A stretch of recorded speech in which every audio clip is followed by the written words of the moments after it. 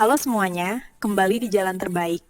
Semoga kalian semua selalu dalam keadaan baik ya. Buat kalian yang baru mampir, jangan lupa subscribe dan like kalau kamu suka konten Jalan Terbaik.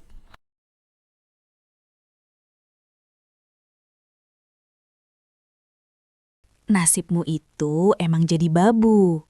Gak punya orang tua saja gayanya selangit. Sadar diri, kamu itu cuma numpang di sini. Suara sobekan foto itu masih terngiang jelas di telingaku sampai sekarang.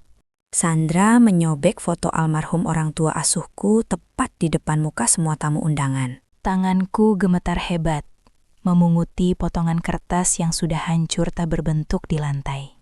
Aku nggak pernah menyangka, iparku sendiri tega menginjak-injak harga diriku sehina itu. Dia nggak tahu kalau di balik penampilanku yang lusuh, ada rahasia besar yang akan menghancurkan hidupnya. Sebentar lagi, semua perhiasan dan rumah mewah yang dia pamerkan akan menjadi milikku. Karena ayah kandung yang dia hina yatim itu, ternyata adalah orang yang memegang seluruh nasib hutangnya. Kenalin, namaku Lia. Selama ini aku hidup sebagai gadis sederhana yang cuma numpang di rumah peninggalan orang tua asuhku yang sudah meninggal. Di rumah ini aku tinggal bersama kakak laki-lakiku, Mas Doni, dan istrinya yang bernama Sandra. Awalnya aku pikir Mas Doni bisa jadi pelindungku setelah ayah dan ibu asuh tiada. Tapi ternyata aku salah besar. Sandra, kakak iparku, memperlakukanku tak lebih dari seorang asisten rumah tangga yang gak digaji. Setiap hari dari subuh sampai tengah malam, semua pekerjaan rumah tangga dia bebankan ke pundakku sendirian. Mas Doni gak pernah berani membela, karena dia terlalu takut dengan mulut tajam istrinya yang suka sekali pamer kemewahan. Hidupku terasa sangat sunyi tanpa kasih sayang orang tua. Apalagi aku nggak tahu siapa orang tua kandungku sebenarnya. Ayah dan ibu asuh dulu menemukanku di depan panti asuhan dengan sebuah kalung perak kecil yang selalu kusimpan. Hanya foto mereka berdua yang menjadi pengobat rindu saat aku merasa lelah dengan perlakuan Sandra yang semena-mena. Sandra itu tipe orang yang gila hormat dan sangat terobsesi dengan gaya hidup sosialita di lingkungan kami. Dia selalu pakai baju branded dan perhiasan emas yang mencolok setiap kali ada acara arisan atau kumpul keluarga. Padahal aku sering dengar dia sering dikejar-kejar telepon dari pihak bank setiap sore hari saat rumah sedang sepi. Suatu sore, Sandra mengadakan pesta kecil-kecilan di rumah untuk merayakan ulang tahun komunitas arisannya yang mentereng. Aku sibuk di dapur menyiapkan camilan dan minuman, tapi Sandra terus saja memaki karena aku dianggap terlalu lambat melayani tamunya. Wajahnya yang penuh makeup itu terlihat sangat sinis setiap kali matanya menatap ke arahku. Puncaknya terjadi saat aku tanpa sengaja menyenggol tas mahalnya ketika sedang mengantarkan jus jeruk ke ruang tamu yang penuh orang. Sandra langsung berdiri dan berteriak histeris, seolah aku baru saja melakukan kejahatan yang sangat besar di depan teman-temannya. Semua mata tamu undangan tertuju padaku dengan tatapan merendahkan, membuat nyaliku langsung ciut seketika. Tanpa rasa kasihan, dia menarik paksa dompet kecilku dan mengambil satu-satunya foto kenangan orang tua asuh yang selalu aku bawa kemana-mana. Gara-gara foto sampah ini kamu jadi gak fokus kerja ya? Teriaknya dengan nada suara yang sangat tinggi dan melengking. Aku memohon sambil menangis agar dia mengembalikan foto itu. Tapi Sandra justru tersenyum puas melihatku menderita. Di depan semua tamu yang sedang tertawa, Sandra menyobek foto itu menjadi kepingan-kepingan kecil, lalu melemparkannya ke lantai. Nasibmu itu emang jadi babu, gak punya orang tua saja gayanya selangit. Sadar diri, kamu itu cuma numpang di sini. Ucapnya dengan kata-kata yang sangat menusuk jantungku. Dunia serasa runtuh saat aku melihat wajah ayah dan ibu asuhku hancur terinjak sepatunya. Setelah kejadian memilukan itu, sikap Sandra makin menjadi-jadi dan gak masuk akal. Dia mulai sering memerintahku untuk dandan lebih cantik setiap kali ada teman laki-laki Mas Doni yang datang berkunjung. Aku merasa ada yang aneh, karena biasanya dia justru paling gak suka kalau aku terlihat lebih menonjol daripada dirinya yang merasa paling cantik. Firasat burukku makin kuat saat aku gak sengaja mendengar Sandra bicara di telepon dengan suara pelan dan mencurigakan. Dia menyebut-nyebut soal komisi besar dan pelunasan hutang, sambil menyebut namaku berkali-kali. Jantungku berdegup kincang, karena aku tahu Sandra sedang merencanakan sesuatu yang sangat gelap untuk masa depanku. Suatu malam, Sandra masuk ke kamarku tanpa mengetuk pintu dan melemparkan sebuah gaun merah yang sangat terbuka. Dia menyuruhku bersiap, karena katanya akan ada tamu penting dari luar kota yang ingin berkenalan denganku secara khusus. Aku menolak dengan tegas, karena aku tahu tamu itu adalah seorang pria tua yang dikenal sebagai rentenir hidung belang. Sandra langsung menjambak rambutku dan membentakku habis-habisan karena berani menolak perintahnya. "Kamu itu nggak berguna, minimal jadi ladang duit buat aku bayar cicilan rumah ini," teriaknya tanpa rasa malu sedikitpun. Ternyata dia berniat menjodohkanku dengan pria tua itu hanya demi mendapatkan uang komisi untuk menutup hutang banknya yang menumpuk. Aku menangis terseduh-seduh di pojok kamar, merasa benar-benar tidak berdaya karena Mas Doni hanya diam melihat istrinya berbuat jahat. Sandra bahkan menyita ponselku agar aku tidak bisa meminta bantuan pada siapapun di luar sana.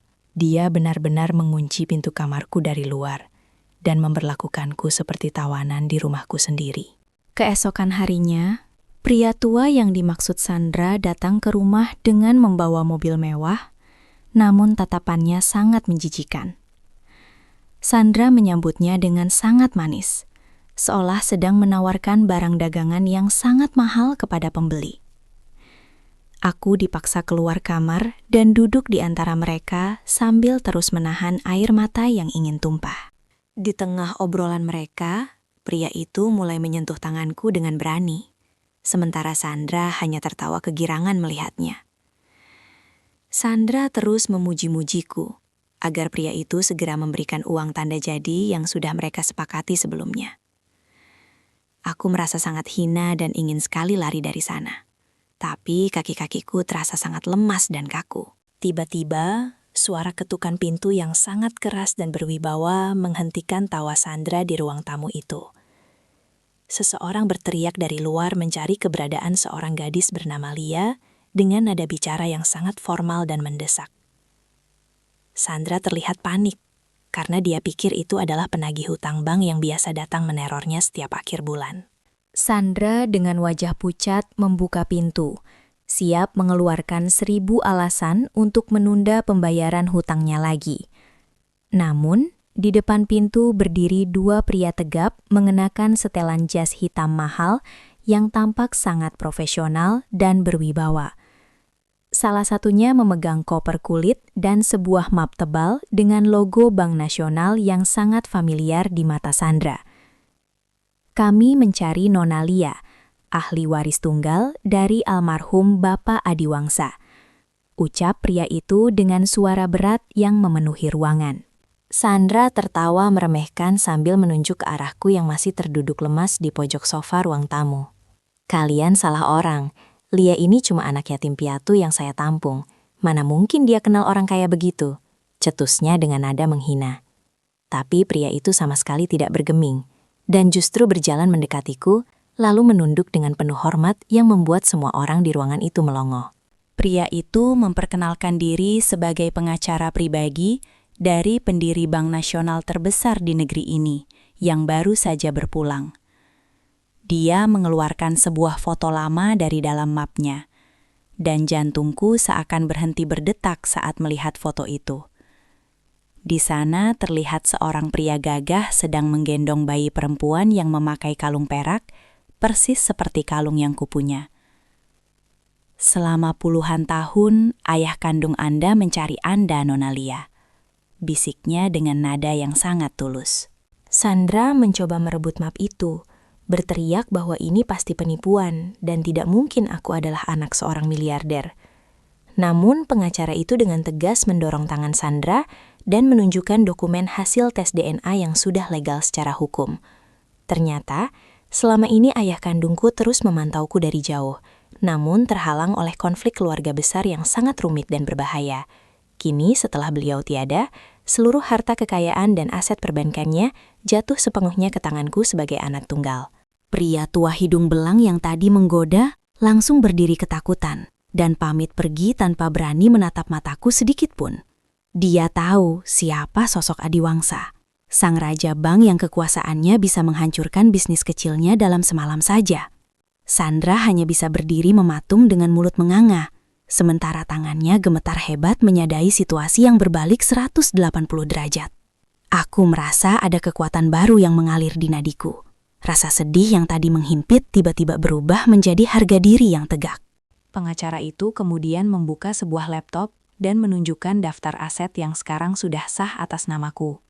Mataku tertuju pada satu baris data yang menunjukkan daftar kreditur atau orang-orang yang memiliki hutang besar kepada bank milik ayahku. Namanya terpampang jelas di sana, Sandra Kusuma, dengan total hutang miliaran rupiah yang statusnya sudah masuk kategori macet total.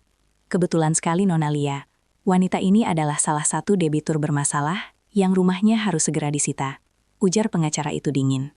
Sandra langsung jatuh bersimpuh di depanku, mencoba memegang kakiku sambil menangis histeris meminta pengampunan yang memuakkan.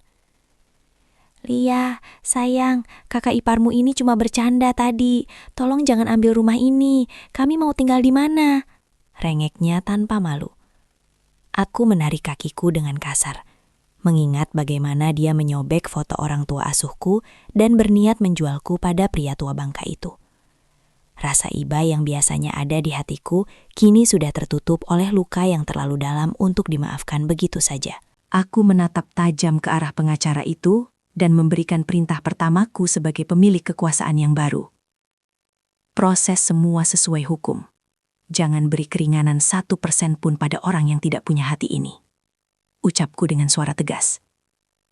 Sandra berteriak histeris, menjambak rambutnya sendiri karena tidak percaya bahwa babu yang dia hina kini memegang seluruh nafas hidupnya. Inilah awal dari kehancurannya. Dan aku tidak akan membiarkan dia lolos setelah semua penghinaan yang aku terima selama bertahun-tahun. Suasana ruang tamu yang tadinya penuh tawa mengejek, kini berubah jadi mencekam dan penuh isak tangis histeris dari Sandra. Aku berdiri tegak, memandangi wajah perempuan yang selama ini menganggapku sampah, sementara dia merangkak di lantai, memohon belas kasihan. Mas Doni hanya bisa mematung di pojok ruangan. Wajahnya pucat pasi, menyadari kalau istrinya sudah bertindak terlalu jauh, sampai menghancurkan masa depan mereka sendiri. Lia, tolong ingat kebaikan masmu ini. Jangan biarkan kami jadi gelandangan, ucap Mas Doni dengan suara yang bergetar hebat karena ketakutan. Aku menatap Mas Doni dengan tatapan kosong, merasa kecewa karena dia baru bicara soal kebaikan saat posisiku sudah di atas angin. Kebaikan yang mana, Mas? Apa kebaikan saat Mas cuma diam waktu istrimu nyobek foto orang tua kita dan mau ngejual aku? Tanyaku dengan nada dingin. Sandra mencoba menyela dengan suara parau, mengaku kalau semua yang dia lakukan itu demi menutupi kebutuhan rumah tangga mereka yang sangat besar. Dia terus bersumpah akan berubah dan jadi kakak ipar yang baik kalau aku mau melunasi hutang-hutangnya di bank. Pengacara ayahku segera menyerahkan sebuah pena emas ke arahku, seolah memberiku pedang untuk mengakhiri sandiwara busuk di depan mataku ini. Nona Lia, Anda hanya perlu menandatangani surat perintah eksekusi ini untuk mengambil alih aset yang dijadikan jaminan, jelas sang pengacara. Sandra berteriak melarangku tanda tangan. Dia bahkan mencoba merebut kertas itu tapi segera dihalangi oleh pria tegap yang menjagaku. Aku tidak ragu sedikit pun. Tanganku tidak lagi gemetar seperti saat aku memunguti potongan foto orang tua asuhku di lantai. Dengan satu tarikan garis yang mantap, aku membubuhkan tanda tangan di atas materai surat penyitaan rumah mewah yang sangat dibanggakan oleh Sandra. Suara goresan pena itu terdengar seperti lonceng kematian, bagi gaya hidup mewah dan kesombongan yang selama ini Sandra pamerkan ke semua orang. Sandra langsung pingsan tak sadarkan diri di atas lantai dingin, tapi aku tidak merasa kasihan sedikit pun melihat pemandangan menyedihkan itu. Bagiku, ini bukan soal dendam, tapi soal keadilan yang memang sudah seharusnya aku terima setelah bertahun-tahun hidup dalam siksaan. Aku meminta para petugas keamanan untuk segera mengemasi barang-barang pribadi Sandra dan Mas Doni ke dalam kardus-kardus besar tanpa ada yang terlewat. Semua perhiasan emas, tas-tas branded, dan pakaian mahal yang Sandra beli pakai uang hutang bank, kini semuanya disita sebagai jaminan tambahan. Sandra yang baru sadar dari pingsannya, langsung meronta-ronta saat melihat koleksi tas mahalnya dimasukkan ke dalam plastik sampah oleh petugas. "Itu barang-barangku. Kamu gak berhak ambil itu, dasar anak pungut," teriaknya, masih saja mencoba untuk menghina meskipun sudah kalah. Aku berjalan mendekati Sandra, membungkuk sedikit agar mataku sejajar dengan matanya yang merah, karena terus menangis dan penuh benci. "Dengarkan baik-baik Kak Sandra, rumah ini dibeli pakai uang ayahku. Dan sekarang aku ambil kembali, karena kamu gak sanggup bayar," bisikku pelan. Aku menunjukkan surat penyitaan yang sudah sah secara hukum, yang menyatakan kalau mulai detik ini, mereka tidak punya hak lagi menginjakkan kaki di sini. Sandra terdiam, nafasnya memburu, menyadari kalau kata-kata "anak pungut" yang dia gunakan sudah tidak punya taring lagi di depanku. Mas Doni mencoba memelukku, memohon agar aku setidaknya memberikan mereka tempat tinggal kecil atau modal untuk memulai hidup baru di kampung. Tapi aku langsung melepaskan rangkulannya dengan kasar, karena aku tahu kalau aku memberi mereka celah, Sandra akan kembali mengulangi kelakuan buruknya. Aku memerintahkan pengacara untuk mengganti semua kunci rumah hari ini juga, dan memasang papan penyitaan di halaman depan agar seluruh tetangga tahu. Aku ingin Sandra merasakan rasanya menjadi orang yang tidak punya apa-apa, persis seperti posisiku saat dia menghinaku di depan tamu undangan. Sebelum aku meninggalkan rumah itu untuk menuju hotel mewah milik ayahku, aku memunguti potongan foto orang tua asuhku yang sempat terinjak. Aku memasukkannya ke dalam dompet dengan hati-hati, berjanji pada mereka, kalau mulai hari ini, tidak akan ada lagi yang bisa merendahkanku. Aku melangkah keluar dengan kepala tegak, melewati Sandra yang terduduk lemas di teras rumah, sambil memandangi tumpukan kardus barang-barangnya. Badai besar dalam hidupku sudah berlalu. Dan sekarang, saatnya aku menikmati matahari yang terbit setelah sekian lama tertutup awan gelap. 1 bulan telah berlalu sejak hari di mana hidupku berubah total, dari seorang babu menjadi pemilik kekaisaran perbankan. Aku sekarang tinggal di sebuah penthouse mewah, tapi hatiku tetap rendah hati, karena aku tahu pedihnya hidup di bawah kaki orang lain. Aku memutuskan untuk merestorasi foto orang tua asuhku dengan bantuan ahli digital terbaik sampai terlihat seperti baru lagi dan membingkainya dengan emas. Setiap pagi, aku memandangi wajah mereka, bersyukur bahwa keadilan akhirnya datang mengetuk pintuku di waktu yang paling tepat. Hidupku kini penuh dengan jadwal pertemuan bisnis yang padat, namun aku merasa jauh lebih damai daripada saat masih tinggal di rumah penuh cacian itu. Kabar tentang Sandra dan Mas Doni sampai ke telingaku melalui salah seorang mantan tetangga yang masih sering mengirim pesan lewat WhatsApp. Setelah rumah itu disita, mereka ternyata terpaksa tinggal di sebuah kontrakan sempit di pinggiran kota yang sering banjir kalau hujan turun.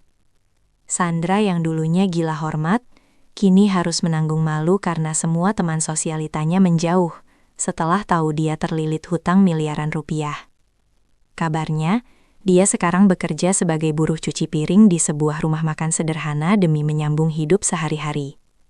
Benar-benar sebuah ironi. Orang yang dulu memanggilku babu, sekarang justru harus melakoni pekerjaan yang dulu dia hina habis-habisan. Suatu hari, aku tanpa sengaja berpapasan dengan Sandra di depan sebuah pusat perbelanjaan saat aku hendak menghadiri rapat penting. Penampilannya sangat kontras dengan yang dulu. Kulitnya kusam, pakaiannya lusuh, dan tidak ada lagi perhiasan emas yang mentereng di tubuhnya. Dia menatapku dengan mata yang penuh penyesalan, sekaligus rasa iri yang sangat dalam saat melihatku turun dari mobil mewah dengan pengawalan ketat. Sandra mencoba mendekat, mungkin ingin meminta bantuan lagi, Tapi petugas keamananku dengan sigap menghalanginya sebelum dia sempat menyentuh bajuku. Aku hanya menatapnya sekilas melalui kacamata hitamku, tanpa rasa benci, namun juga tanpa keinginan untuk menolong. Mas Doni sendiri kabarnya kini bekerja serabutan sebagai kuli panggul di pasar, karena tidak memiliki keahlian khusus setelah lama mengandalkan gaji buta. Hubungan mereka pun dikabarkan retak, karena Sandra terus-menerus menyalahkan Mas Doni, yang dianggap tidak becus melindunginya dari kemiskinan. Mereka terjebak dalam lingkaran kemelaratan yang mereka ciptakan sendiri, akibat kesombongan dan gaya hidup yang melampaui batas kemampuan. Aku belajar bahwa uang memang bisa memberikan kenyamanan, tapi karakter dan cara kita memperlakukan orang lainlah yang menentukan kehormatan sejati. Biarlah mereka menjalani takdirnya masing-masing, sementara aku fokus membangun warisan ayahku menjadi lebih besar lagi. Aku menggunakan sebagian kekayaanku untuk membangun sebuah yayasan panti asuhan yang megah dan fasilitasnya lengkap untuk anak-anak yang bernasib sepertiku. Aku ingin memastikan tidak ada lagi anak yatim piatu yang harus merasakan hinaan atau merasa kecil hati karena tidak memiliki orang tua. Di yayasan itu, aku memasang foto besar ayah kandungku dan orang tua asuhku berdampingan sebagai bentuk penghormatan tertinggi bagi mereka. Setiap kali melihat senyum anak-anak di sana, aku merasa beban masa laluku benar-benar telah terangkat sepenuhnya dari pundakku. Inilah balas dendam yang paling elegan, yaitu menjadi versi terbaik dari dirimu sendiri sambil membantu orang lain yang membutuhkan. Pengacara ayahku sering berkata bahwa ayahku akan sangat bangga melihat bagaimana aku mengelola bank dan kekayaannya dengan tangan dingin namun tetap bijaksana. Aku tidak memecat orang sembarangan, tapi aku sangat tegas terhadap para debitur yang mencoba berbuat curang atau berperilaku sombong seperti Sandra. Perusahaanku kini dikenal sebagai bank yang manusiawi, namun tidak bisa diremehkan oleh siapapun yang mencoba bermain api. Aku juga mulai belajar bahasa asing dan manajemen bisnis internasional untuk memperluas jaringan bank ini hingga ke kancah global. Masa depanku terasa sangat cerah, dan aku tidak akan pernah menoleh ke belakang lagi dengan rasa sedih. Untuk kalian yang mungkin sedang berada di posisi babu atau sering dihina karena keterbatasan fisik maupun status sosial, jangan pernah menyerah pada keadaan. Dunia ini berputar, dan Tuhan tidak pernah tidur melihat air mata orang-orang yang terzolimi oleh kesombongan sesamanya. Teruslah berbuat baik dan jaga harga dirimu. Karena kita tidak pernah tahu kejutan apa yang sudah disiapkan takdir di tikungan jalan berikutnya. Penghinaan dari orang lain hanyalah bahan bakar yang akan membuat api kesuksesanmu menyala lebih terang di masa depan nanti. Tetaplah bersabar, karena pada akhirnya, kebenaran akan selalu menemukan jalannya untuk menang melawan keangkuhan yang fana. Kisahku ini adalah bukti nyata bahwa selembar foto yang disobek bisa menjadi awal dari sebuah tahta yang megah jika kita punya keyakinan. Sekarang, aku berdiri di balkon kantorku, memandang gedung-gedung tinggi di Jakarta dengan rasa syukur yang tak terhingga di dalam hati. Sandra dan masa lalunya yang kelam, kini hanyalah debu yang tertiup angin, hilang dan takkan pernah mengusik ketenanganku lagi. Aku adalah Lia, putri dari sang pemilik bank, yang kini siap menuliskan sejarah baruku sendiri dengan tinta emas kejayaan. Selesai sudah drama panjang ini, dan aku memilih untuk hidup bahagia selamanya tanpa bayang-bayang luka lama.